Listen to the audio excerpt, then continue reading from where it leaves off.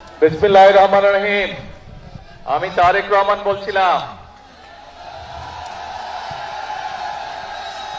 প্রিয় ভাই বোনেরা, উপস্থিত মুরব্বীবর্গ, এলাকাবাসী ভাইরা, আসসালামু আলাইকুম। কেমন আছেন আপনারা? আচ্ছা, আজকে আপনাদের এখানে জনসভা নেই। আমি কবে এসেছিলাম জানি? 2004-এ না? হ্যাঁ, 2004-এ এই এলাকায় কিন্তু আমি এসেছিলাম, মনে আছে? হয়তো অনেকের সাথে সেদিন দেখা হয়েছিল। তো আজকে আবার আলহামদুলিল্লাহ আল্লাহর মধ্যে বহু বছর পরে এসেছি।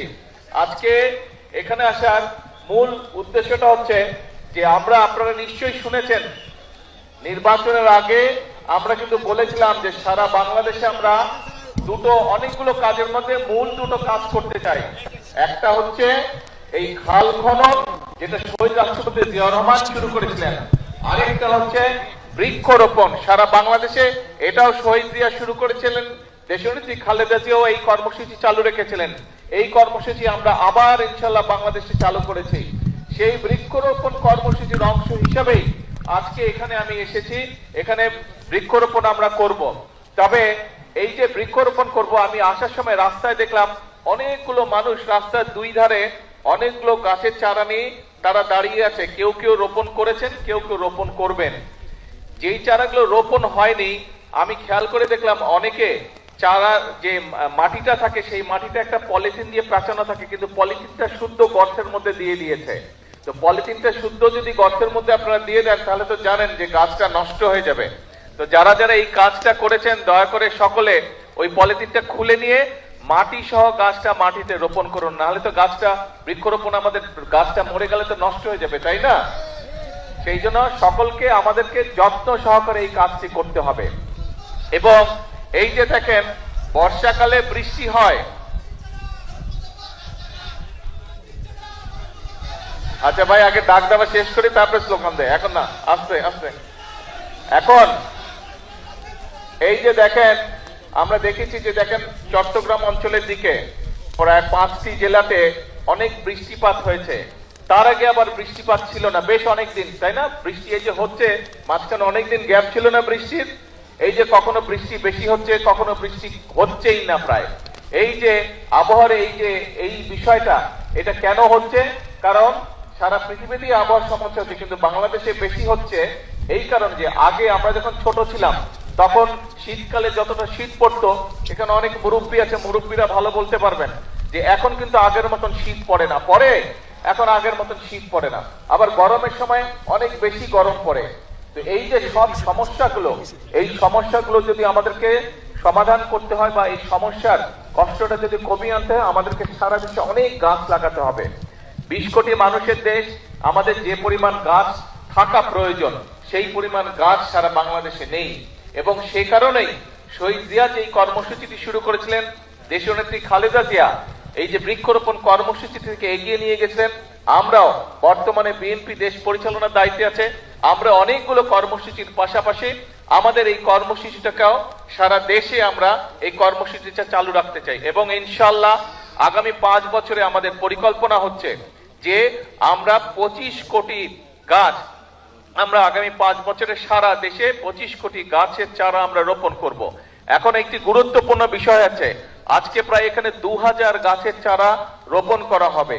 যারা যারা যে গাছের চারাটি রোপণ করবেন, আপনাদের দায়িত্ব কিন্তু আজকে রোপণ করে চলে গেলেই কিন্তু, শুধু রোপণ করলেই কিন্তু কাজ শেষ হয়ে যাচ্ছে না।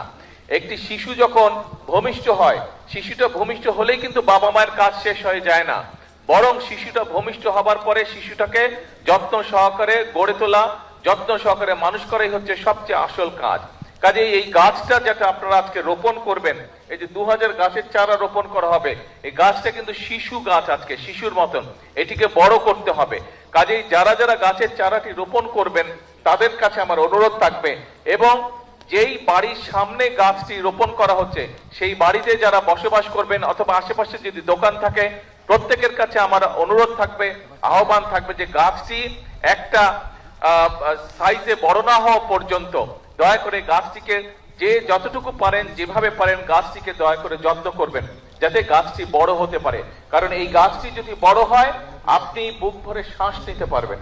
এই গাছটি যদি বড় হয়, এই গাছটি বড় হলে এই গাছের তলায় আপনি শান্তি মতন ছায়ায় বসতে পারবেন। কাজে এই গাছটি আমাদের উপকারের জন্যই হবে, শুধু আপনার না, আপনার সন্তান, আপনার পরিবার, আপনার এলাকার মানুষ, আপনার পাড়ার মানুষ সকলে এই গাছের সুবিধা পাবে। গাছটির গরমকালে যখন গাছটি বড় হবে, গরমকালে যখন বাতাস হবে গাছটিতে, এই সেই বাতাসের যে শান্তির স্পর্শ বাতাস সেটিও আপনি পাবেন। কাজেই আসুন আমরা যদি আমাদের এলাকাটাকে সুন্দর করতে চাই, আমরা যদি আমাদের দেশটাকে সুন্দর করতে চাই, তাহলে অবশ্যই আমাদেরকে এই গাছের যত্ন নিতে হবে, বৃক্ষরোপণ করতে হবে। এই বৃক্ষটি বড় হলে যাতে এই বৃক্ষের সুবিধা সকলে পায়, প্রত্যেকটি মানুষ পায়, ওই বৃক্ষের আশেপাশে যারা বসবাস করেন প্রত্যেকটি মানুষ যাতে সেই বৃক্ষের সুবিধাটা পায়, আমাদেরকে সেটাই চেষ্টা করতে হবে। আসুন আল্লাহর নাম নিয়ে বিসমিল্লাহ বলে আমি আমার চারাটি রোপণ করছি। যারা যারা এখনো রোপণ করেননি তাদেরকে অনুরোধ করব, কিন্তু মূল কথা হচ্ছে যে শুধু আজকে রোপণ করে চলে গেলেই হবে না, গাছটি যত্ন নিতে হবে যাতে গাছটি বড় হতে পারে। আপনি যেরকম সন্তানকে দেখেন বড় হতে, সন্তান যত বড় হয় আপনার বুকটা ভরে উঠে আনন্দে, ঠিক এই গাছটি যারা যারা রোপণ করছেন বা গাছের যাদের দোকানপাট, বাসা বাড়ির আশেপাশে বা সামনে এই গাছের চারাটি রোপণ করার পরে গাছটি যখন বড় হবে, দেখবেন সন্তান বড় হওয়ার যে আনন্দ, ঠিক গাছটি যখন যত বড় হবে দেখবেন একই রকম আপনি আনন্দ পাবেন। আসুন আল্লাহ দেওয়া এই নিয়ামত, এই আনন্দটি আমরা আজকে সকলে ভাগ করে নিই। 2500 গাছ রোপণ করা হবে। যারা 2500 গাছের চারা রোপণ করবেন তাদের সকলকে আমি অনুরোধ করব, আসুন সুন্দরভাবে আমরা চারাটি রোপণ করি, আমরা একসাথে আজকে 2500 চারা রোপণ করি। বৃক্ষরোপণ উপলক্ষে একটা সুন্দর স্লোগান আমরা তৈরি করেছি, বৃক্ষরোপণে সাজাই দেশ সবার আগে, বৃক্ষরোপণে জোরে, বৃক্ষরোপণে সবার আগে, বৃক্ষরোপণে সবার আগে। আসেন বিসমিল্লাহ বলে আমরা গাছের চারাটি রোপণ করি।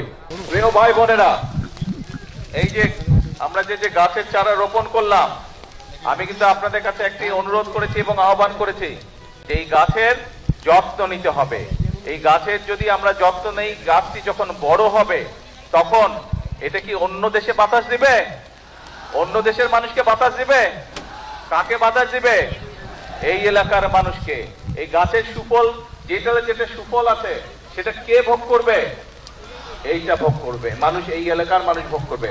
আরেকটি বিষয় আপনাদের সকলকে আমি বলতে চাই, একটি বিষয়, এই দেশটির মালিক কারা? আমরাটা কারা? এই দেশের জনগণ। এখন যেহেতু আপনারা এই দেশের জনগণ, এই দেশের মালিক, আপনি যেই ঘরের মালিক, যেই ঘরে আপনি থাকেন, সেই ঘরের যত্ন কে করে? সেই ঘরটি যদি ময়লা হয়ে যায়, কোন একটি খুঁটি দুর্বল হয়ে যায়, তো সেটির যত্ন কে করে? ঠিকঠাক কে করে? ঘরের মালিক করে না? ঘরের মালিক করে। তো দেশটা যেহেতু আমাদের সকলের, এই দেশটার তো আমাদেরকে যত্ন করতে হবে। এই যে দেখেন খালটা, এই আমার সামনে ওইখানে একটা প্লাস্টিকের বোতল পড়ে আছে, তারপরে এখানে একটা প্লাস্টিকের বোতল পড়ে আছে। এই যে পত্রপত্রিকা খুললে আমরা দেখি বিভিন্ন জায়গায়, এই যে বর্ষার সময় এখন আমরা কি দেখি, বিভিন্ন জায়গায় পানি জমা হয়ে যাচ্ছে, হচ্ছে না? সেটি শহরেই হোক, গ্রামেই হোক, বিভিন্ন খাল বিল এগুলো বন্ধ হয়ে গেছে, পানি যেতে পারছে না ঠিকভাবে। এইটা দেখি না আমরা, এই সমস্যা হয় না? তো এখন এই যে সব জায়গায় যদি আমরা ময়লা ফেলি, আবর্জনা ফেলি, তাহলে এই খাল বিল সব ময়লা হয়ে যাবে, খাল বিল সব বন্ধ হয়ে যাবে। এবং খাল বিল যদি বন্ধ হয়ে যায়, এই খালটি যদি চালু থাকে, এই খালে যদি পানি প্রবাহিত করে, উপকারটা কাদের হবে? এই এলাকার মানুষের হবে। অর্থাৎ সারা দেশের খাল বিল যদি ঠিকঠাক থাকে, তাহলে বন্যার সময় যেরকম ক্ষতি কম হবে, পানি যেমন খালের মধ্যে থাকবে, ঘরে বাড়িতে কম ঢুকবে, একইভাবে খালের পানিও পরিষ্কার থাকবে। যদি আমরা খালের যত্ন নেই, আমাদের নদীগুলোর যত্ন নেই, সেই পানি তো আমরাই ব্যবহার করি। তো সেই জন্য আপনাদের সকলের কাছে আমার অনুরোধ থাকবে, এই রাস্তা দিয়ে আসার সময় দেখলাম যেখানে যেখানে বাজার আছে সেইখানে বিভিন্ন রকম কাগজ পত্র, পলিথিন, প্লাস্টিকের ব্যাগ, বিভিন্ন জিনিস পড়ে, প্লাস্টিকের বোতল পড়ে পরিবেশটা একদম নষ্ট হয়ে যাচ্ছে। পরিবেশ যদি নষ্ট হয়ে যায় তাহলে ক্ষতিটা কার হবে বলেন তো? কারণ এই যে ঢাকা শহরে গেলে এই বিভিন্ন পরিবেশের কারণে ধোঁয়া, গাড়ির ধোঁয়া, ট্রাকের ধোঁয়া, ইঞ্জিনের ধোঁয়া, এই ময়লা মানুষের শ্বাস নিতে কষ্ট হয়। এই গ্রামে আসলে তাও কিছুটা ভালো লাগে, তাও কিছুটা বুক ভরে শ্বাস নেওয়া যায়। কিন্তু এই আবর্জনা দিয়ে যদি সব জায়গায় ভরে যায় তাহলে তো পুরো দেশের পরিবেশ নষ্ট হয়ে যাবে। তখন ছোট বড় সব মানুষের ক্ষতি হবে, শ্বাস নিতে কষ্ট হবে, শ্বাসজনিত বিভিন্ন রকম অসুখ বিসুখ হবে।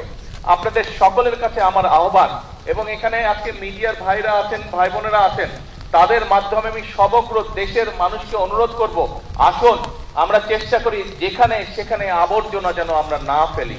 আমাদের কোন একটা ব্যবহার্য জিনিস, ব্যবহারের প্রয়োজনীয়তা ফুরিয়ে গেল, পানি খেলাম, পানির বোতলটা খালি হয়ে গেল, আমরা যেখানে সেখানে ফেলে দেই।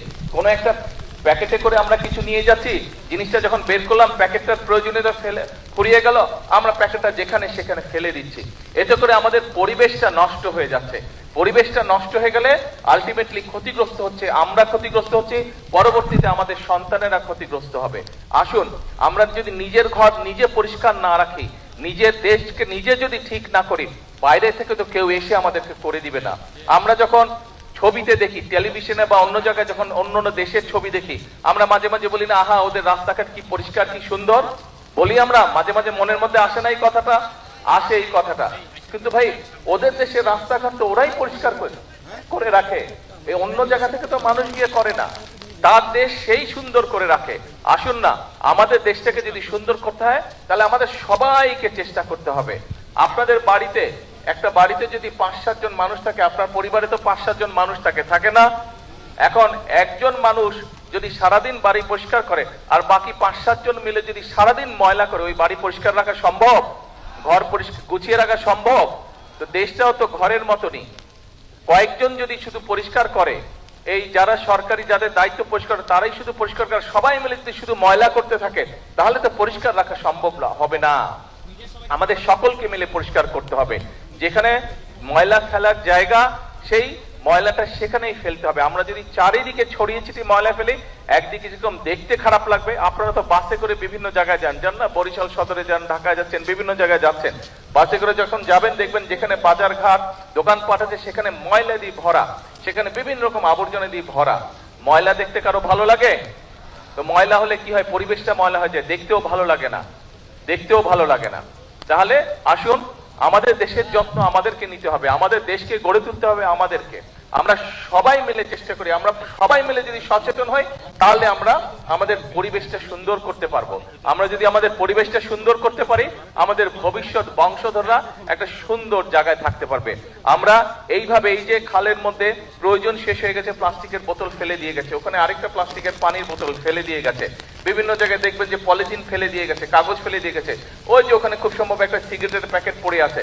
আসুন আজকে থেকে আমরা চেষ্টা করি আমরা যত্রতত্র ময়লা ফেলবো না। আমরা যত্রতত্র যেখানে সেখানে এই ধরনের জিনিসপত্র, প্লাস্টিকের বোতল, পলিথিনের ব্যাগ, আমরা এই সিগারেটের প্যাকেট, এগুলা যত্রতত্র ফেলবো না। যদি শেষ হয়ে যায়, যদি ফেলে দেওয়ার প্রয়োজন হয়, আমরা ধরে রাখবো, যখন একটি নির্দিষ্ট ময়লা ফেলার জায়গা পাবো আমরা সেইখানেই সেটি ফেলে দিব। আমরা কি এই প্রতিজ্ঞাটা করতে পারি, এই চেষ্টাটা করতে পারি কি ভাই? এই চেষ্টাটা আমরা করতে পারি? খুব কাজা। আমার পকেটে যদি হাত দেন, এই দেখেন টিস্যু বের হবে আমার পকেট থেকে। এই টিস্যু একটু আগে আমি যে মাটি নিয়ে হাত ধুয়ে, এখন এখানে তো টিস্যুটা ফেললে, তাহলে তো আমি আপনাদের যা বলছি আমি নিজেই সেটা মানলাম না। সেই জন্য ছোটবেলা থেকে আমি অভ্যাস করে নিচ্ছি, যখন আমি টিস্যু ব্যবহার করে আমি আমার পকেটের মধ্যে রেখে দিই টিস্যুটা। আমার যে কোনো প্যান্টের পকেটে হাত দিলেই দেখা যাবে টিস্যু বের হয়ে আসতেছে। সারাদিনে সব টিস্যু গিয়ে প্যান্টের পকেটে জমা হয়। রাতে যখন বাসায় যাই, আমি রাত্রে বাসায় গিয়ে ডাস্টবিনের মধ্যে বা যেখানে ময়লা ফেলার জায়গা সেখানে আমি টিস্যুগুলো নিয়ে ফেলে দিই, সারাদিনের ব্যবহৃত টিস্যু। কাজেই আমি এই কাজটি চেষ্টা করেছি, আমি আস্তে আস্তে আমার মধ্যে এই অভ্যাসটা গড়ে তুলতে সক্ষম হয়েছি। আমরা যদি সকলে মিলে চেষ্টা করি, আজকে থেকে এই অভ্যাসটা আমরা সকলে মিলে তৈরি করতে পারবো। এবং এই অভ্যাসটা যদি আমরা প্রত্যেকটা মানুষ, এই দেশের প্রতিটি মানুষ যদি আমরা এই অভ্যাসটি গড়ে তুলতে পারি, তাহলে আমরা একটা সুন্দর পরিষ্কার একটি দেশ গড়ে তুলতে পারবো, যেই দেশের পরিবেশটা সুন্দর হবে, যেই দেশটি দেখে সবাই প্রশংসা করবে। নিজের দেশের মানুষ যেমন প্রশংসা করবে, একইভাবে বিদেশ থেকে যারা আসবে তারাও বলবে যে বাংলাদেশ একটি পরিষ্কার দেশ, বাংলাদেশ একটি সুন্দর দেশ, বাংলাদেশের মানুষ তাদের নিজেদের দেশটাকে গুছিয়ে রেখেছে, পরিচ্ছন্ন করে রেখেছে। প্রিয় ভাই বোনেরা, আজকে আপনাদের সামনে আমি কোনো রাজনৈতিক বক্তব্য দিলাম না, কারণ রাজনৈতিক বক্তব্য থেকে নিজের দেশের জন্য ভালো কিছু করাটা অনেক অনেক অনেক গুরুত্বপূর্ণ। আমি মনে করি এই কথাটি আমি বলেছি, এই কথাটি, এই কাজটি যদি আমরা করতে পারি, এটি দেশের জন্য অনেক বড় গুরুত্বপূর্ণ। এটি দেশের জন্য বর্তমানে এবং ভবিষ্যতে বাংলাদেশের ভবিষ্যৎ প্রজন্মদের জন্য একটি সুন্দর সুস্থ দেশ গড়ে তুলতে আমাদেরকে সাহায্য করবে। আসুন আজকে এই বৃক্ষরোপণের দিনে, আজকের এই কর্মসূচির দিনে আমরা সকলে মিলে প্রতিজ্ঞা করি যে আমরা আমাদের স্ব অবস্থান থেকে প্রত্যেকটি মানুষ যতটুকু সম্ভব হবে আমরা চেষ্টা করব আমাদের আশেপাশের পরিবেশের প্রতি আমরা যত্ন নিব। আমরা চেষ্টা করব আমাদের আশেপাশের ঘর বাড়ি রাস্তাঘাট যতটুকু সম্ভব আমরা আমাদের অবস্থান থেকে আমরা চেষ্টা করব সেই পরিবেশটিকে রক্ষা করার জন্য, পরিবেশটিকে পরিষ্কার রাখার জন্য, পরিবেশটিকে সুন্দর রাখার জন্য। আপনাদের কাছে এই প্রত্যাশা রেখে আমার বক্তব্য শেষ করছি। আল্লাহ হাফেজ। বাংলাদেশ জিন্দাবাদ। বাংলাদেশ জাতীয়তাবাদী দল জিন্দাবাদ। আসসালামু আলাইকুম।